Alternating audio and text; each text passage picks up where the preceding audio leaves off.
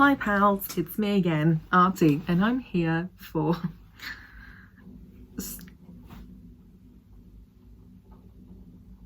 mental illness. I'm here for some painkiller reviews. I'm bringing you all the painkillers I've taken and how they affected me. So here we go. I'm going to quickly go over steroids as my number one because I made a whole video on steroids. You should go watch that. But like, here's the basis of this one. Steroids, quickest acting, basically, full stop.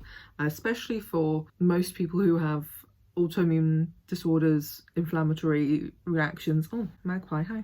Because steroids suppress your immune system, which with autoimmune disorders, that's the problem. Your immune system is just attacking parts of your body. So steroids, kind of fucking lit. So they work very quickly for most people. Then I'll talk about Progabalin. So I've been on a low dose of Progabalin twice a day since 2016. Wow, that's like 5 years now. So I'm on 75 milligrams. I know it's not milligrams, but I always forget what it is. Micrograms? Meh. For me, Progabalin helps my overall discomfort kind of pain that I have, where it makes it just very difficult to relax, you know, sit down comfortably, exist. I was given this for my fibromyalgia, but it's also doubled up as like a mood stabilizer. Like, this is an interesting one. It's not often used for many people. It's generally nerve-related pain, where they think it's something to do with your brain not sending the right signals to your body and is instead sending pain signals or something along those lines. So this is a particular painkiller that's related to brain and nerve function and reaction. Like, when I take it, I don't really notice much of a difference, but I notice when I don't take it. It's awful. I basically get no side effects from it now, but when I started early on, it made you feel really drunk. I think that's pretty common with most of these. They are kind of just sedatives, so a lot of them will make you feel kind of drunk, kind of woozy, and they're like, don't operate heavy machinery, and it's like, forklift, yes. It's like, no, cars. But yeah, I've been on that one for a really long time. My granddad's on it as well. He's on like quite a high dose though, because he's got like pinched nerves and shit. Fun things. Luckily I don't have any pinched nerves anymore.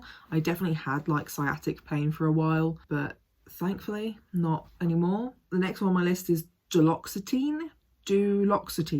That's another one that's also used as like a antidepressant, I think.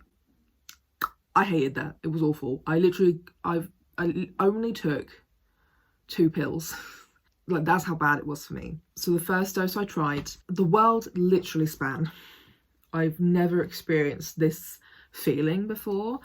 It was literally like a combination of seasickness and being on a roller coaster. I could not do anything. I had to lay down in the dark with my eyes closed and try not to be sick. That's how bad they were for me. There are a lot of people out there who have a good time with them, I guess. But like, literally my only 2 doses were exactly like this. And I was like, fuck off. It was bad. It was so bad. I've never had such a bad reaction to medication generally at all. Like, literally, that's the worst one I've had. Next on my list is Amitriptyline. I take these for headaches, but also to help me sleep. It's like a combination of the two, because again, it's a sedative. So this is one that I've basically been told to take at bedtime. It's a low dose. I think it's 10 milligrams. I have chronic headaches and migraines, which is a fun time. I have them for a combination of reasons, I think. Like, some of it is like postural, issues, where like this sort of area of my body just gets really compressed and it hurts and it causes headaches and migraines. I also have like light sensitivity, that sometimes light can trigger headaches and migraines. I also have vasculitis, which could cause headaches and migraines. So that's great. I love my life.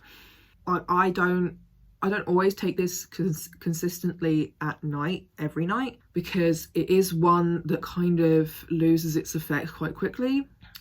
So I tend to have periods where I take it every night. Sometimes I'll go off it for a while, and then sometimes I'll take it occasionally just to help me sleep again. But yeah, it gives me really good sleep. I definitely sleep longer, deeper sleeps, crazy dreams, I won't lie.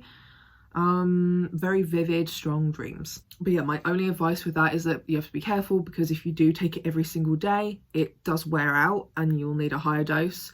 That's kind of how I've worked with a lot of my meds, is that I try not to take certain ones regularly too often, because they just stop working and you have to go up a dose. And if you have been chronically ill for as long as me, you'll know that sometimes doctors don't want to give you a higher dose, or they'll just tell you to just get off the meds, which neither is helpful. And I know I have a long way ahead of me. I can kind of deal with a lot of the pain that I'm in. So, and a lot of these meds are also ones that are like highly restricted, and you're not allowed, like literally I've been restricted for most of these. I'm not allowed to get more than 1 month's worth anymore because of the opioid epidemic. And it's like, cool, that's not... Politicians are stupid. Politicians are bad and useless. Anyway, so that's how I kind of deal with most of these meds. My next one on the list is morphine. I didn't have an amazing time on morphine. I basically was put on it as a last resort after I had my abscess draining surgery, because it was so painful to get the like surgery site redressed and repacked and stuff every single time. And this was like, I had to do it daily for a while, and then it had to be weekly, and but the first 6 weeks were awful, to the point that like they wanted to give me gas and air, but they don't have gas and air at my GP surgery, even though they literally do minor surgeries there. So what? So they gave me morphine instead. Makes sense. Opioid epidemic, anybody? Like, so I had liquid morphine to take. Doesn't taste too bad, but it's not like amazing. It actually gave me headaches. So I didn't really like taking it very much.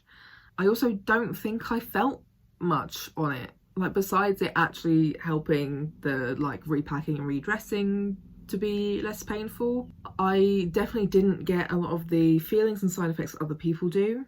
And I was definitely taking enough that I should have been.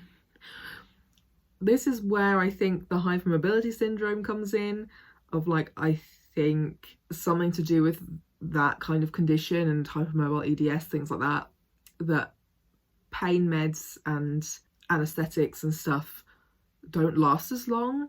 They wear off quickly. Yeah. Speaking of that, I can quickly talk about, I was on Lidocaine right after the surgery. They had to give me 2 extra doses because it still hurt. And they were like, that it shouldn't still hurt. And I was like, honey. But they gave me 2 extra doses of Lidocaine. I, for the most part, felt normal. Maybe vaguely like a little tipsy, because it's like, I could not stop talking shit. I really was chatting shit. Hello? But yeah, that also just wore off really quickly for me. But I feel like that's one that does work for me for a painkiller. But yeah, it just doesn't last long. Which is fantastic. I love my body. And then the last one that's on my list is like codeines. Cocodamol, pure codeine, dihydrocodeine. They're all families of the codeine pill. And basically the only difference is like cocodamol is mixed with paracetamol, dihydrocodeine and whatever. They kind of just like slightly different strains. So like if someone's allergic to one of them, they might not be allergic to another, kind of thing. It's kind of like how antibiotics work, that there's like a few different strains that you can use. So like if one person is allergic to one pill in particular, they can try another one and they may not be allergic to it. That's basically the gist of my understanding anyway. The first time I tried it was definitely not prescribed. and I didn't feel anything, and I just went to sleep. So I think it was just a really good sedative effect on me back then, and I was maybe 18. Since then, so like the issue with codeine in particular, it can also be with some of these other meds, but like it's definitely something that comes up a lot with codeines, is that it can make you constipated if you take it a lot, which is not what we want when we have Crohn's. So that's another one that I try to avoid taking a lot of the time. I have such a stockpile because, yeah, they only prescribe you 1 month's worth at a time, and because I just don't take it very often, I was sort of continuing to order it. So I've just got a lot in my drawer. It can kind of make you feel sleepy and woozy. I don't have this effect anymore, really. For a period of time when I was kind of quite reliant on it as a painkiller, it started to give me headaches because I was like reliant on it. So I had to stop taking them just to kind of reset. So I've basically tried to stay off them since then, and occasionally I'll take just a pure codeine one, or like a dihydrocodeine rather than a cocodamol, because I'd like to try and take paracetamol first for most things now, because for the most part paracetamol now will take the edge off or like help a lot of things like my headaches, but then I can't take cocodamol because it's already got a dose of paracetamol in it, you know? So it's kind of like, what the fuck? And I'm just going to quickly throw in ibuprofen. I miss you. I miss you, ibuprofen. I can't take ibuprofen anymore because of Crohn's. It is a non-steroidal anti-inflammatory pill, painkiller, and it basically can set off inflammation in Crohn's, which is fun. But I used to literally take that to the max every day because of my fibro and hypermobility kind of joint and muscle pain, because of my headaches that I was getting for years that weren't being treated, and I do miss that bitch. Ibuprofen really just used to hit the spot for a lot of those pains, and now I can't take it anymore. It's very sad. Yeah, it also might actually have been why my Crohn's flared as badly as it did, because I literally was taking ibuprofen to the maximum dose every day for like at least a year, if not longer, because doctors don't know how to treat chronic pain. Even if there is a link and a reason, they have no idea how to treat hypermobility syndrome or hypermobile EDS. They don't know how to treat fibromyalgia. So that's fun. We love that. I miss her. So that's my reviewing painkillers.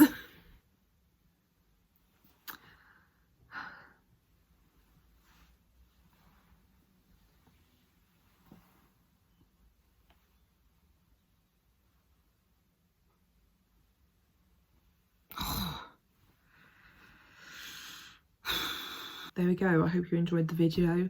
Leave a like. Leave your comments down below. What pills have you been on that I've not been on? What was that like? What pills have you been on that I have been on? What have you experienced with that? Because these are all purely just my experiences. This was a video people wanted to see, so there we go. Here's my experience on like a bunch of painkillers and as much information as I can remember about them as well. Yeah, so leave comments down below. This can kind of become like a place where people can turn up and browse some comments and watch the video and, you know, get a bunch of experiences. Pardon me. And subscribe to my channel if you want to see more chronic illness related, disabled related videos. I also make videos on queer and trans topics and also books. I need to go lay down now. It's very bright, my head hurts, and I can just see all the wigglies in my eyes. I hate it. Can I get a break, please? I'm tired. Anyway, I'll see you next week. Bye.